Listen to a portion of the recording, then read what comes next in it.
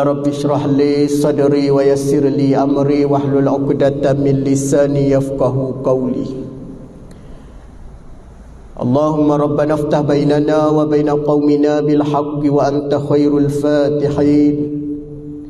Allahumma arina haqqan warzuqna ittiba'ah wa arinal batilan batilan warzuqna jatinabah. Allahumma salli ala Sayyidina Muhammadin al-Fatihi lima ughliq wal khatimi lima sabaqa nasiril haqqi bil haqqi wal hadi ila siratikal mustaqim wa ala alihi haqqa qadrihi wa miqdarihi al-azim. Amma ba'd. Nawaitul i'tikafa fi hadzal masjidi lillahi ta'ala. Jadi kasihi Tuan Imam, seterusnya sah-sah pimpinan, para jemaah muslimi muslimat yang dimulia diberkati oleh Allah Subhanahu wa taala sekalian. Alhamdulillah, dengan izin dan inayahnya pada malam ni kita masih diberi kesempatan sama-sama dapat mendirikan solat secara berjamaah. Sama-sama juga diberi peluang oleh Allah Subhanahu wa taala kita berada dalam majlis ilmu, mudah-mudahan kita diberi kefahaman dan untuk kita terus beramal dan kita istiqamah di dalam mencari redha Allah Subhanahu wa taala insya-Allah. Malam ni kita sambung yang seterusnya, nasihat yang ke-9 daripada Hujjatul Islam Al-Imam Al-Ghazali rahimahumullah. Tinggi cita-citamu dan lawanlah nafsumu dan buatlah bekalan akhirat. Wahai anakku yang tercinta, jadikanlah cita-citamu itu dalam meninggikan rohaniyahmu, dan jadikanlah segala kegagalan itu yang berada pada pihak hawa nafsu, dan jadikanlah kematian itu hanya pada badanmu. Kerana tempat tinggalmu ialah liang kubur, dan penghuni kubur sentiasa menanti kedatanganmu pada setiap masa. Maka janganlah sekali-kali engkau datang ke sana tanpa bekalan. Dan berkata Sayyidina Abu Bakar As-Siddiq radhiyallahu anhu, badan kita itu tidak ubahnya laksanakan sangka burung ataupun kandang binatang. Maka fikirkanlah baik-baik untuk dirimu dan tentukanlah bagi dirimu yang mana satu di antara dua perumpamaan ini. Jikalau engkau laksanakan burung yang terbang tinggi, maka ia terbang dengan riang gembira. Apabila mendengar seruan irji'i ila rabbiki radiyatan mardiyah, maksudnya kembalilah kepada Tuhanmu dalam keadaan redha dan diredai. Engkau terus terbang tinggi sehingga engkau akan hinggap ke pohon-pohon syurga yang mana sudah pasti tinggi kelebihan. Ini seperti mana yang disabdakan oleh Rasul junjungan kita Nabi sallallahu alaihi wasallam ketika mana berlaku kepada seorang sahabat, Sa'ad bin Mu'az, meninggal dunia. Apa yang disebut oleh Nabi sallallahu alaihi wasallam, ihtazza 'arsyur rahmani min mauti Sa'ad bin Mu'az. Telah bergoncang arasy Allah ketika kematian Sayyidina Sa'ad bin Mu'az, kerana kegembiraan menyambut kedatangan rohnya.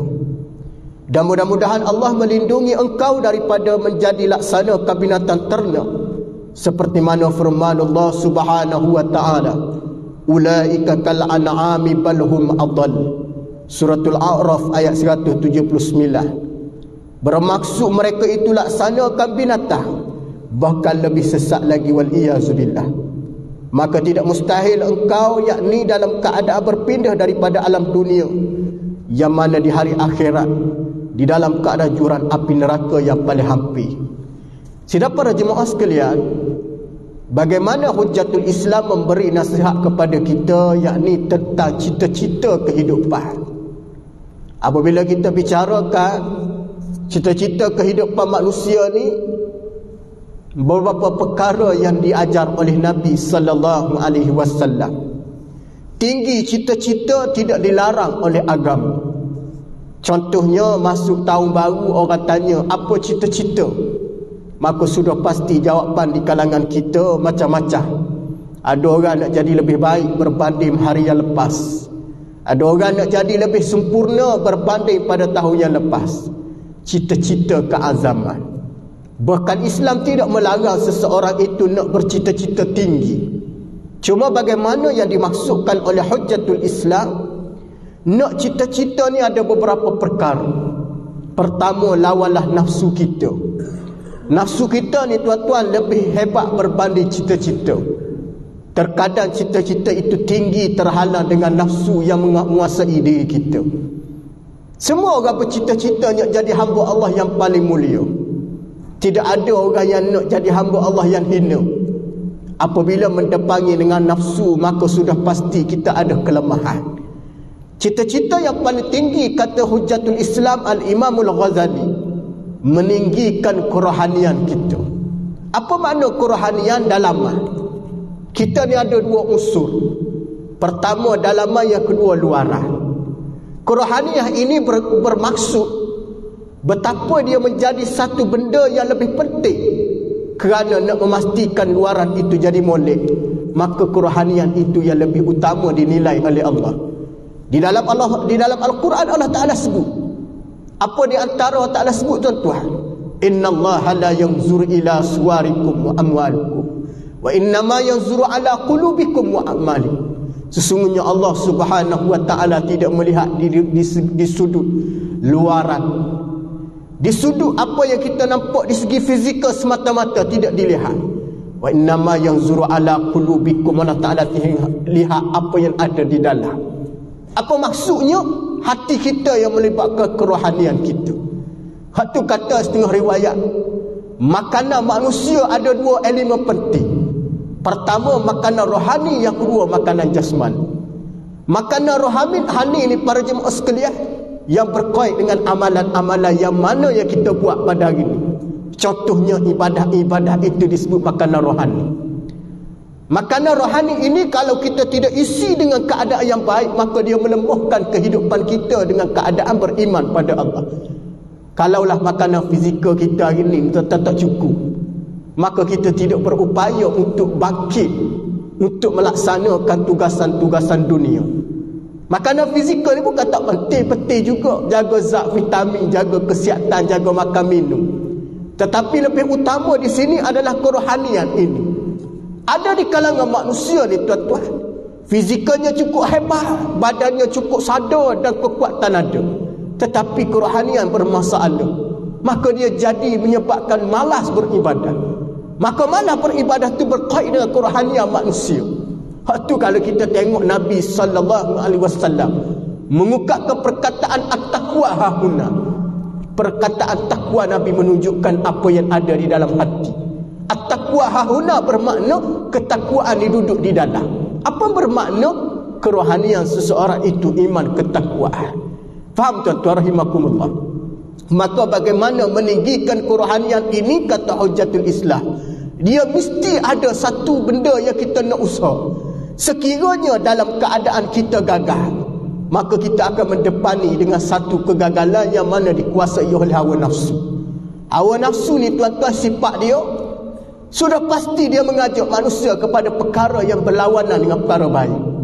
Kalau kita sebut hawa nafsu ni, sudah pasti dia menguasai dan menyebabkan kita akan jadi tewas dengan keadaan yang baik. Bagaimana dikata bagaimana? Kita kena ingat beberapa perkara. Pertama, jadikan ia kehidupan ini dalam keadaan kita ingat pada kematian. Kematian yang tuan-tuan yang dia maksudkan oleh Hujjatul Islam, seorang manusia ni, seorang makhluk ni, semua makhluk Allah ni, dia kena wajib dan percaya akan menemui saat kematian. Kematian ini ada dua fasa. Pertama, berlakunya dalam keadaan baik. Yang kedua, berlaku dalam keadaan tidak baik. Kalau kita nak dalam keadaan baik, bagaimana? Kata Nabi, biasakan diri kamu, lazimkan diri kamu melakukan ketaatan. Kalau kamu nak berlawanan, jangan melazimi dengan ketaatan, kerana kematian mengikut perihal keduniaan dia. Kita tengok kan, beberapa minggu yang lalu kita dikhabarkan kematian seorang asatizah mati sedang berkuliah.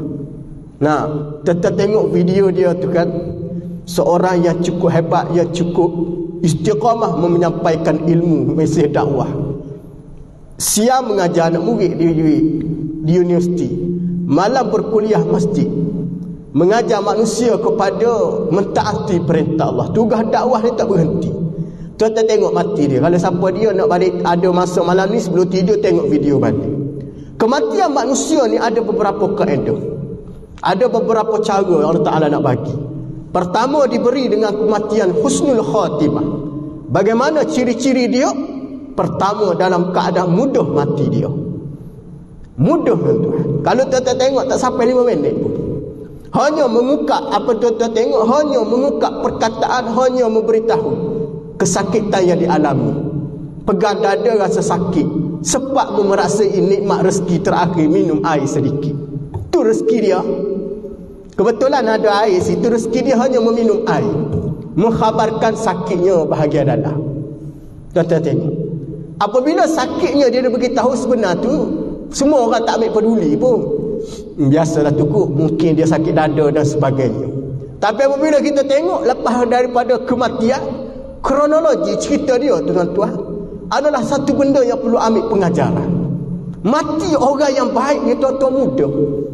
Nah, tuan-tuan tengok dia tidak ada masa nak memandang ke arah lain. Hanya dia ada untuk nak boleh bercakap dan melihat kitab yang dia bawa saja. Mari je sekejap tuan-tuan, malaikat sakaratul maut mari ni tuan-tuan, kita nampak. Oh, Tuan tak nampak kalau saya nak mati. Saya boleh nampak dah malaikat datang dah.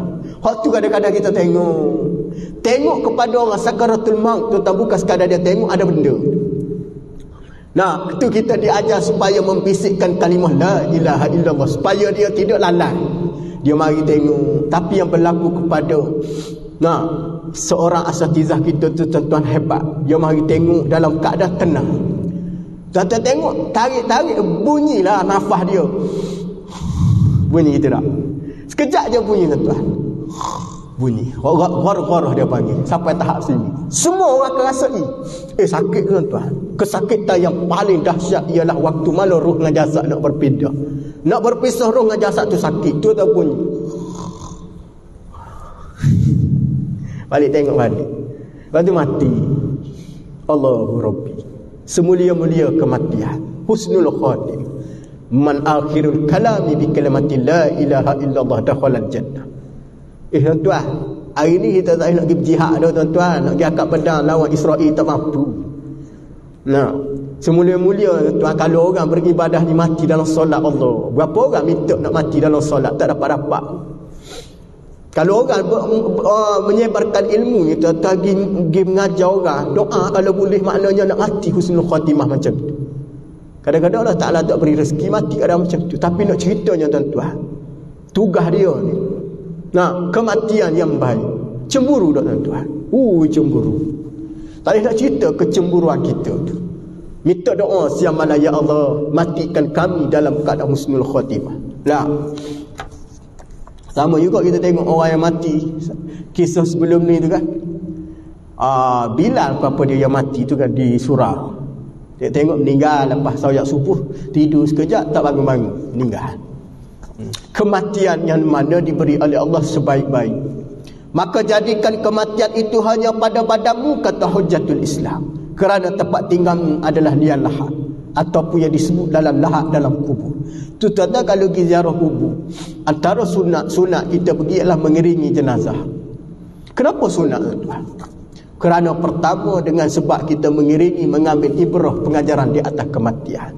Waktu tuan-tuan, apabila mesej ataupun disampaikan dengan sebut bahasa kita ini, kita panggil talqin, dibaca dengan peringatan kepada orang hidup tentang si mati. Tuan-tuan mendengar dan mengambil perhatian. Hak tu kelebihan orang ni ziarah ni, bukan sekadar dia tengok kematian, tapi dia bersiap sedia. Antaranya dia kata apa dia tuan-tuan? Suatu hari nanti inilah aku. Sepaling tidak tuan-tuan, kita akan ingat. Jarang ustaz tengok orang lepas pergi ziarah orang mati ni dia tak ada kekesalan, ada Allah mati arwah ni. Hak tu lebih kita pergi ziarah. Nah, apabila ziarah tu menyebabkan kita ada penginsafan, dia ni jadi benda baik, ni ada insaf. Masa kita pergi ziarah kubur pula, kenapa jadi baik? Orang kelebihan orang ziarah kubur ada keinsafan. Kalau tuan-tuan ada keinsafan dengan menyebabkan tuan-tuan rasa nak bersiap sedia dengan keadaan sedemikian, itu lebih baik. Dia ada insaf. Tapi ada orang kata dia tak ada keinsafan. Itu maknanya dalam keadaan bermasalah lah dia. Nah, tapi kalau dia ada keinsafan walaupun sekecil, walaupun sebesar zarah insaf dia, contohnya, berasa amalan kita ni tak cukup lagi ni, carilah peluang. Kebiasaan orang kita ni tuan-tuan, dia akan ingat. Bagaimana kata dia, penghuni kubur ini sentiasa menanti kedatangan. Hak paling dia nak apa dia tuan? Kawan di dalam penghuni kubur, ahli-ahli dia dikatakan ahli ibadah. Tu kalau tuan-tuan masuk kubur ni tuan-tuan, kaedah dia apa dia kelebihan. Orang ahli ibadah ni tuan-tuan, orang mulia ni masuk kubur memberi khabar berita gembira kepada ahli kubur. Contohnya dia kata apa dia? Malaikat kata, sesungguhnya kamu didatangi di antara jiran-jiran kamu. Jiran-jiran kamu ni yang jenis macam mana ni? Kamu tengoklah dia ini di antara ahli ibadah. Dia merasai tuan-tuan kemuliaan dan merasai kehebatan. Daripada menerima kesengsaraan, menerima kegelapan dalam kubur, dia merasai tempian. Hak tu orang beriman ni tuan-tuan. Dia ada kemuliaan kepada orang yang beriman lain. Orang bertakwa ni tuan-tuan bukan untuk diri dia saja, tapi dia ada manfaat pada orang lain. Hak tu kita nak duduk kawasan-kawasan orang soleh, nak duduk kawasan orang-orang yang baik. Maka didatangi disebut bagaimana dalam keadaan yang mana penghuni kubur menanti kedatangan pada setiap masa. Dia paling suka kawan kita lah tu tuan. Nak kawan kita mari, Allah, alhamdulillah aku berjiran dengan orang sembahyang, berjiran orang suka baca Quran tuan. Ibarat bini tuan. Kita duduk atas dunia, jiran kita kaki masjid. Hari-hari pergi masjid 5 waktu. Pada tuan tuan kita tengok tenangnya wajah dia tuan-tuan. Walau kita ni kadang-kadang kurang buat ibadah, ada kelebihan dan keistimewaan. Dalam keadaan bagaimana, maka jangan sesekali datang dalam keadaan tanpa bekalan dengan amalan yang soleh. Nah, di sana ada satu bahagian tuan-tuan. Bahagian yang pertama yang diberi kebaikan yang disebut dengan raudhatun min riyadil jannah. Tu kita ni disunatkan doa tuan-tuan. Sunat doa. Di antaranya kita berdoa, di antaranya apa dia tuan-tuan? Allahumma ighfir lahum warhamhum wa'afi wa'fu anhum.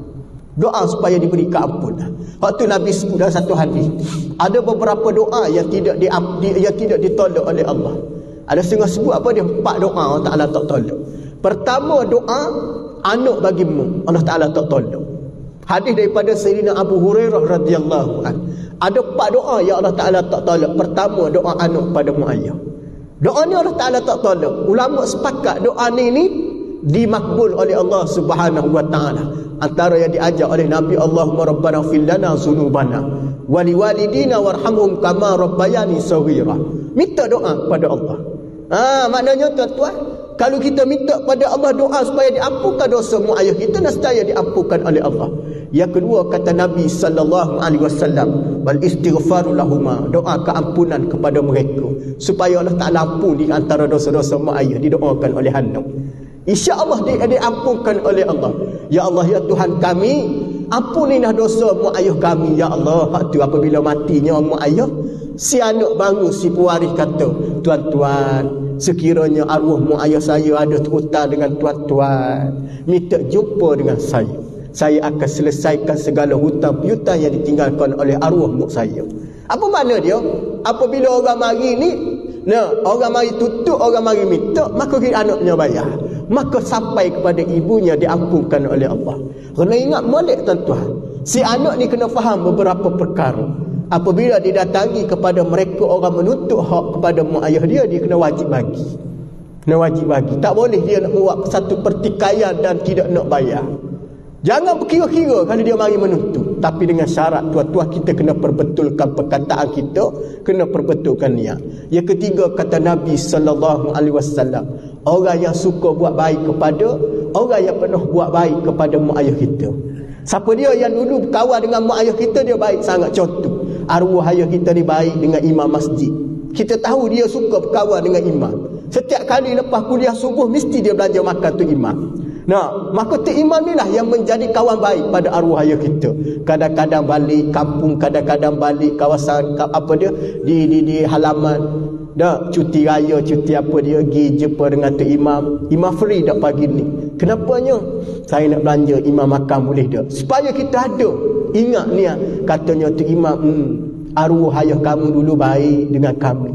Suka belanja kami. Nampak tuan-tuan? Itu pun sampai pada mereka juga di antara pahala. Tu kalau tuan-tuan, siapa dia ingat sayang kepada mak ayah, lepas ni cari orang yang pernah berkawan dengan mereka. Tuan-tuan buat baik pada mereka pun diterima oleh Allah sebaik-baik ganjaran pahala. Tu orang tua dulu amal benda ni. Yang ketiga, yang keempat, kata Nabi sallallahu alaihi wasallam tidak ditolak menunaikan tuntutan terhadap permintaan dia. Tu mak ayah kita pernah pesan dah. Sebelum mak ayah meninggal dulu dia pernah wasiat. Dia wasiat apa dia? Dia wasiat kata tahun ini mak ayah nak masuk satu bahagian kurban. Contohnya dah. Hak tu dalam mazhab kita Syafi'i kurban wasiat boleh buat. Faham maksud dia? Mak ayah pernah wasiat kita kurban kan. Tiba-tiba kita raya kurban bulan 8, dia meninggal bulan 2. Kebetulan dia kata mak nak masuk satu bahagian kurban. Elok je musim masuk bulan 3, dia meninggal tuan-tuan. Dia pesan wasiat. Dalam mazhab kita Syafi'i kurban yang dilakukan atas wasiat sah. Faham maksud dia? Maknanya dibolehkan sampai pahala pada mereka. Allah tuan-tuan. 4 pahala ni. Mana kalau kita hari ni tuan-tuan, sebagai seorang anak, banyak benda kita boleh buat rupanya tuan-tuan. Bukan bermaksud ia terhalang sebegitu saja budi. Bagaimana yang disebut juga dalam keadaan, bagaimana kata Sayyidina Abu Bakar As-Siddiq. Abu Bakar As-Siddiq ni tuan-tuan seorang sahabat Nabi yang diberi gelaran oleh Nabi satu-satunya yang mempunyai kebenaran. Bukan sahabat yang menggelar dia, tapi Nabi SAW.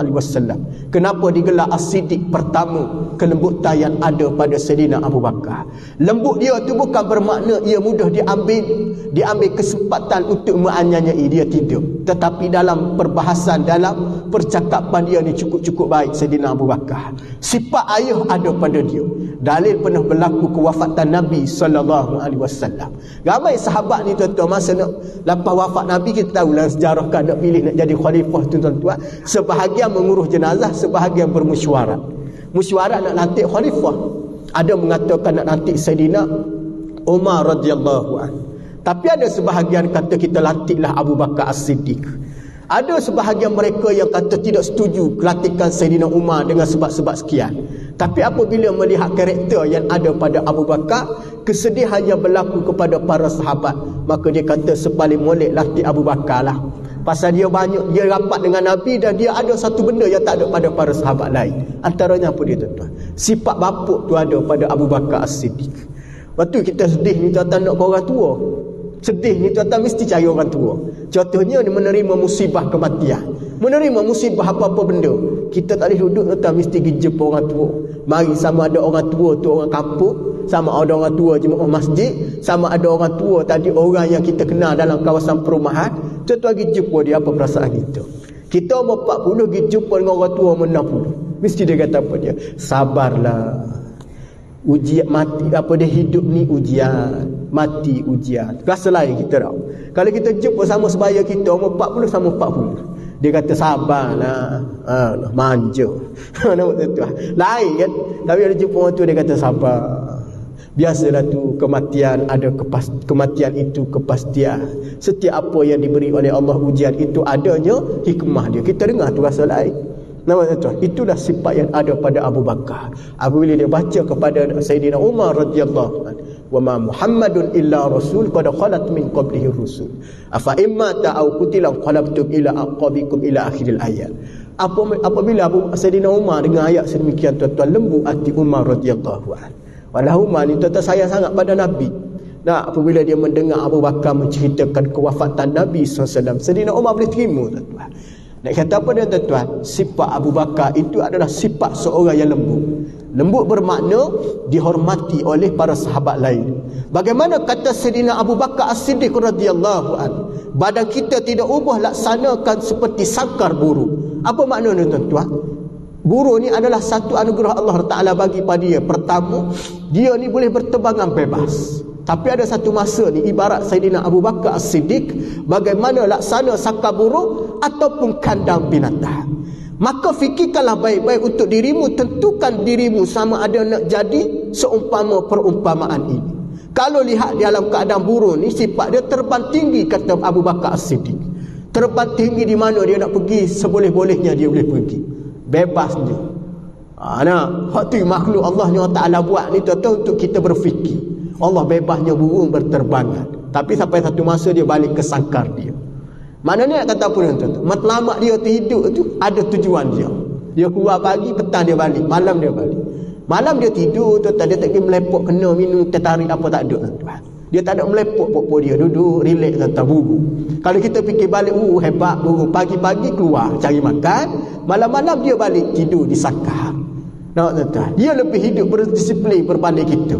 Kita tengok hidup dia molek. Macam mana sayangnya dia pada anak dia tuan-tuan. Kalau anak dia kena hujan, jangan dia dibasahi. Dia tuduh dengan sayang anak dia tuan-tuan. Ini antara contoh orang-orang yang berfikir. Maka bagaimana kamu nak sanakan burung terbang tinggi, maka ia terbang dengan riang gembira apabila mendengar seruan. Tu orang beriman itu apabila dengar seruan panggilan daripada Allah. Antaranya Allah Ta'ala sebut dalam surah Al-Fajr. Ayat yang ke-28. Irji'i ila rabbiki radiyatan mardiyah. Kembalilah pada Tuhanmu dalam keadaan redha dan diredai. Apa maknanya tuan? Kita ni kalau nak mati ni tuan, kita kena doa pada Allah. Di antaranya dalam kita selalu dengar pada tuan, hari Jumaat khatib sebut, wala tamutunna illa wa antum muslimun. Jangan kamu mati melainkan kamu benar-benar Islam. Apa makna dia? Jangan kamu tinggalkan dunia ini sebelum kamu mencari amalan soleh. Jangan mati selagi mana kita tak cukup amalan baik. Usaha kita kena cari.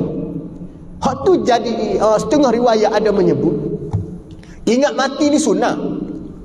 Ingat mati ni sunat, boleh pahala. Ingat mati boleh pahala, ingat mati ni boleh besar ganjaran pahala dia. Antaranya ialah kerana kita akan bersiap sedia. Tapi ada benda yang kita tidak perlu ingat pada mati. Ada juga ulama kata, di antaranya ialah ketika mana kamu melakukan dalam keadaan apa dia disebut menuntut ilmu. Menuntut ilmu jangan ingat pada mati.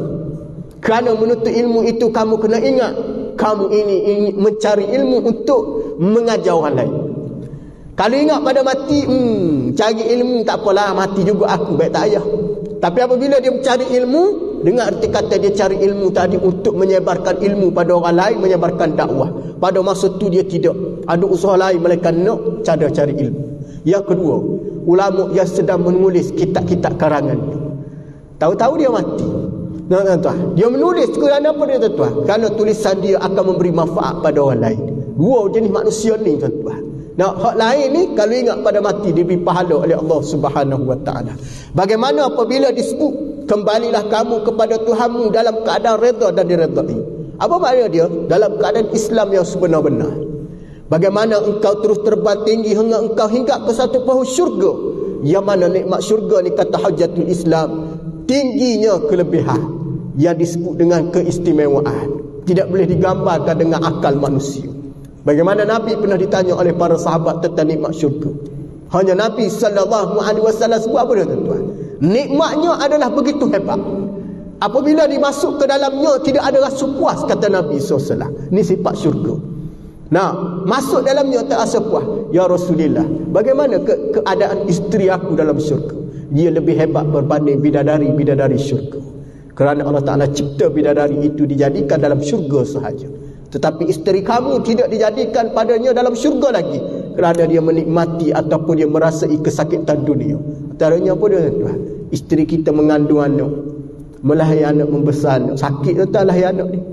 Isteri kita menyusu anak, bangun malam menyusu anak, bangun malam untuk dia menghalau nyamuk. Semua dapat ganjaran pahala.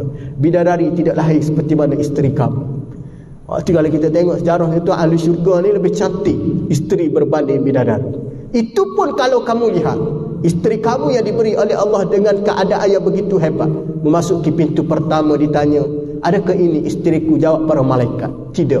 Masuk ke pintu yang kedua, adakah ini isteriku? Tidak lagi. Masuk ke pintu ketiga, sampailah kepada syurga yang paling dalam, menikmati kehebatan sampai dia dalam keadaan, dia kata apa dia tuan-tuan, dalam keadaan pengsan dia ada isteri dalam syurga. Dia kata apa dia tu, comel sangat bini dia. Tu Nabi kata apa dia? Ya Bilal, kamu jangan duka cita. Walaupun kamu dianugerahi oleh Allah masa dunia tidak sama para sahabat lain. Pasal Bilal ni agak hitam kulit dia kan. Apabila kamu masuk dalam syurga, kata Nabi, kamu lebih mulia berbanding orang lain. Tuhan, kita tu yang duka cita Allah Ta'ala jadi kita atas dunia ni tak berapa nak putih mana. Agak kulitnya tak berapa nak putih mana. Jangan duka cita. Tiba-tiba kita ni boleh isteri kulit tak apa nak putih mana. Bagi tahu kepada isteri kita, awak jangan bimbang. Dalam suatu hari nanti dalam syurga awak lebih putih berbanding bidadari. Kerana hari ni kadang-kadang orang duka cita. Apabila kita bagi semangat macam tu, dia kata ada suka cita. Biarlah awak sikit tak comel dalam dunia, yang penting awak ni comel di segi akhlak dia. Isteri kita ni tuan-tuan macam tu. Waktu siapa-siapa dia berkahwin, diuji oleh Allah, sedikit kekurangan isteri dia di segi fizikal. Yang penting akhlak dia, penting rohani dia comel. Nampak? Maka janganlah kita berduka cita kerana dalam syurga Allah Ta'ala balas sebaik-baik balasan. Yang kedua kata Nabi, kamu jangan rasa duka cita kerana dalam neraka ada di kalangan dimasukkan ke dalamnya ke neraka jahim. Yang perihal di dalamnya adalah begitu dahsyat apa diseksa kepada mereka. Di antaranya adalah apa dia? Wanita-wanita yang duduk di atas dunia dalam keadaan mereka berbaju tetapi bogel. Apa maknanya tuan? Berbaju tapi bogel, pakai baju tidak cukup tutup aurat secara molek.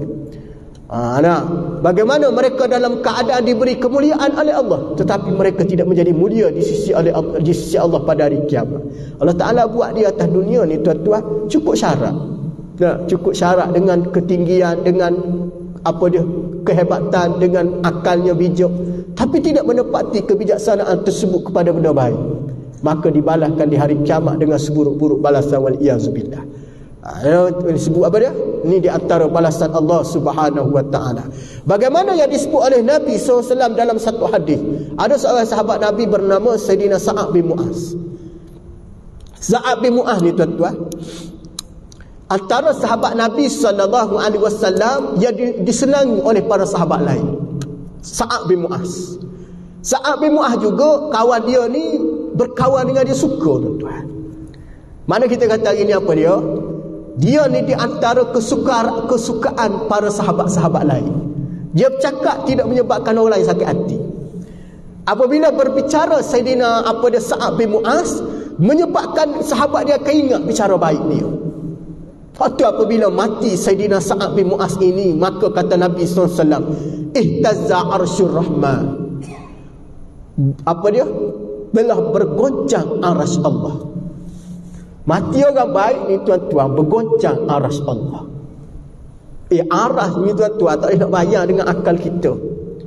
Tak boleh bayar dengan akal kita. Bahkan di dalam tauhid kita tidak boleh membayangkan arasy ni begitu begini, tak boleh. Kita hanya beriman betapa tingginya arasy Allah, kekuasaan Allah. Tak perlu kita nak menafsirkan dengan tafsiran yang tidak sampai akal kita untuk memikir. Tapi Nabi sebut ihtazza arsyar rahman, bergoncang arasy Allah ketika mana? Min mauti Sa'ad bin Mu'az. Apabila mati Sayyidina Sa'ad bin Mu'az, bergoncang arasy Allah. Apa maknanya tuan? Kemuliaan seorang sahabat Nabi bernama Sa'ad bin Mu'az. Orang yang baik ni tuan-tuan ditangisi oleh para malaikat kematian. Tuan-tuan, orang yang baik ditangisi oleh para malaikat kematian. Orang yang baik ditangisi makhluk yang baik kematian. Orang yang baik, makhluk Allah menjadi saksi kematian dia. Allah. Tuan-tuan tengok, bukan sekadar orang pergi sembahyang ramai, tetapi orang yang menjadi saksi tadi dan makhluk menjadi saksi. Nampak tuan? Tu ulama-ulama meninggal, tuan-tuan tengok, ramai orang datang. Lagi ramai orang datang, lagi banyak doa, lagi banyak makhluk bersaksi. Tu solat jenazah ni paling ramai, lagi molek. Sebab kita tak tahu, mungkin ramai-ramai tak ada orang yang soleh. Apa tuan-tuan? Paling ramai, lagi molek. Ya, kerana makhluk Allah ini senantiasa mendoakan bagi orang yang soleh. Jadi kalau kita nak, bukan nak suruh arasy Allah pergi goncang, tidak tuan-tuan. Tapi kalau kita nak supaya ditangisi oleh makhluk yang baik, duduk atas dunia kita kena buat baik pada makhluk. Hak tu yang disebut apa dia? Jangan khianat segala ciptaan Allah. Jangan kita mengkhianati segala anugerah Allah. Kerana benda-benda ni tuan-tuan dia bersaksi. Nah, Sayyidina Sa'ad bin Mu'az ini setengah riwayat ada menyebut, apabila ia mendapati di kalangan sahabatnya yang susah dia bantu. Tuan-tuan, bukan sekadar makhluk menangisi, kawan dia pun tangisi. Oh, arwah ni dulu baik. Tengok orang tak sempat kita bagi salam, dia bagi salam dah. Tuan-tuan amal benda ni. Tuan-tuan kalau dengan izin Allah, lepas kita ni tak ada, tuan-tuan orang ingat baik kita. Nah, oh, arwah ni dulu tak sempat siap nak tutup lampu, dia tutup dulu. Orang ingat arwah ni. Arwah ni siapa dia? Katanya cuma arwah ni itulah Haji sekian bin fulan bin fil. Oh, memang baik dia. Kalau jumpa dengan dia dulu bagi salam. Kebaikan bukan setakat orang hidup, bukan setakat makhluk, tuan-tuan. Pokok kayu apa dia, malaikat bersaksi, orang hidup pun bersaksi. Memang betul arwah si fulan bin si fulan itu masih hidupnya baik. Sebenarnya tuan-tuan, benda tu sampai kepada si mati, menceritakan kebaikan. Mana tuan-tuan bagaimana Allah Subhanahu wa taala menyebut di dalam Al-Quran dengan firman Allah, irji ulaika kal an'ami bal hum adall. Mereka laksanakan binatang, bahkan lebih sesat lagi. Mereka yang macam mana tuan-tuan? Mereka yang tidak dianugerah, dia tidak manfaatkan anugerah Allah. Ada akal tak nak berfikir. Wallahu a'lam. Kita bagi laluan azan, insya-Allah kita akan buat penutup selepas azan, insya-Allah. Wallahu a'lam bis-shawab.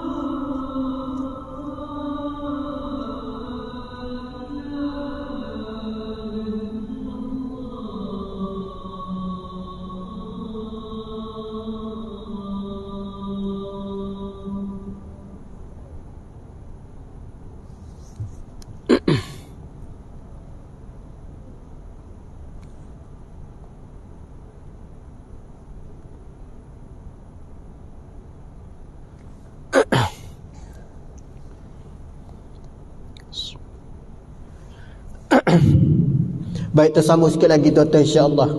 Allah Ta'ala sebut ulaika kal an'ami bal hum adall. Mereka itu laksana ke binatang, bahkan lebih teruk ataupun lebih sesat lagi berbanding dengan binatang. Apa makna tuan-tuan?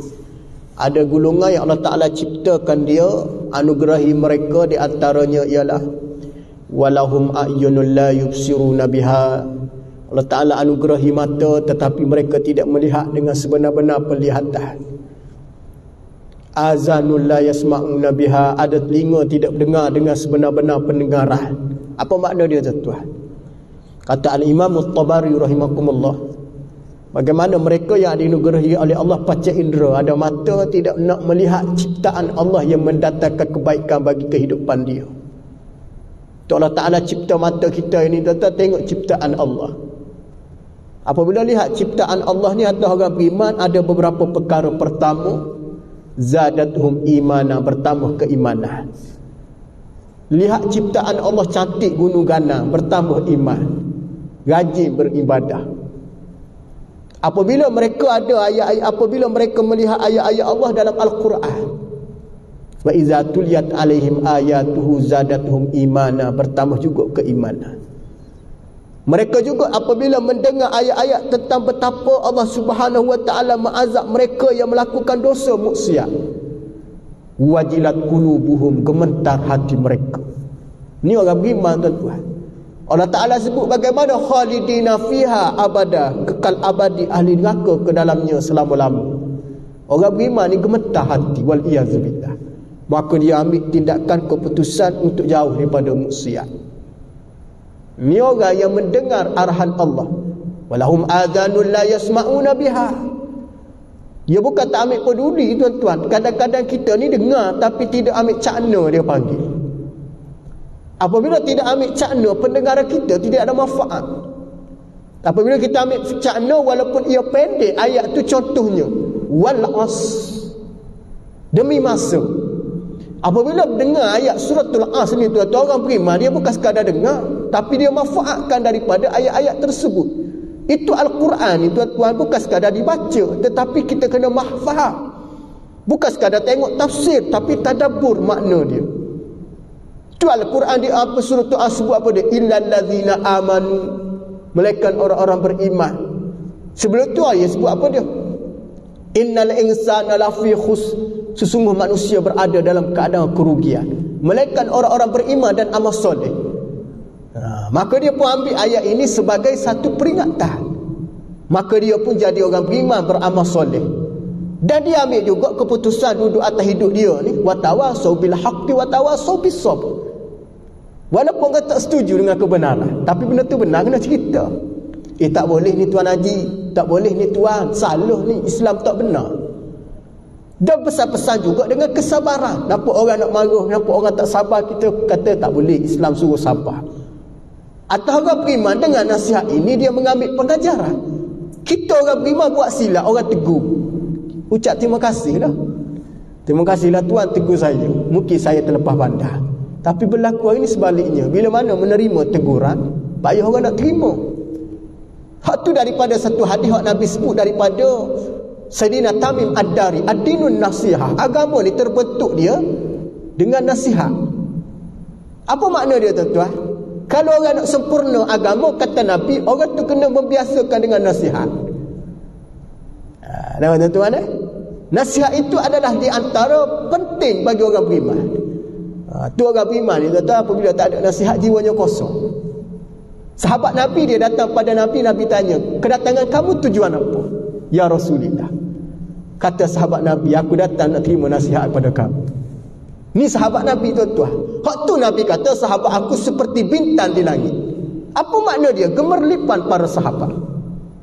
Maknanya bintang di langit ni tuan-tuan, benda yang mana bukan sikit, ramai. Ramai sahabat aku ni adalah di antaranya ialah semua gemerlipan. Semua seumpama yang dikata apa dia? Seorang yang mempunyai kehebatan luar biasa. Kenapa dia tuan-tuan? Jumpa dengan Nabi, tanya dengan sihat.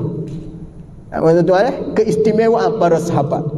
Waktu apabila Allah Ta'ala anugerahi mereka dengan mata tidak mahu melihat penglihatan yang sebenar, telinga tak mahu dengar benda yang sebenar, ulaika kal an'ami bal hum adall. Mereka itu lebih melaksanakan binatang, bahkan lebih teruk. Kata Allah Subhanahu wa taala, teruk dia tu kerana dia tidak manfaatkan anugerah Allah. Boleh tuan-tuan wallahu alam. Cukup sekadar tu pada malam ni, insya-Allah kita akan sambung pada masa akan datang hadis yang ke-10 insya-Allah. Baik itu datang daripada Allah, kurang kelemahan pada diri saya mohon kemaafan. Mudah-mudahan kita diampunkan oleh Allah Subhanahu wa taala insya-Allah. A'udzubillahi minasyaitonirrajim. Bismillahirrahmanirrahim. Allahumma faqqihhu fid din wa 'allimhu at-ta'wil. Allahumma ihdinas siratal mustaqim minal nabiyyin wasiddiqin wasyuhada'i wassalihin. Wa hasuna ulaika rafiqa ya arhamar rahimin. Wa sallallahu ala Muhammad. Alhamdulillahirabbil alamin. Assalamu alaikum warahmatullahi wabarakatuh.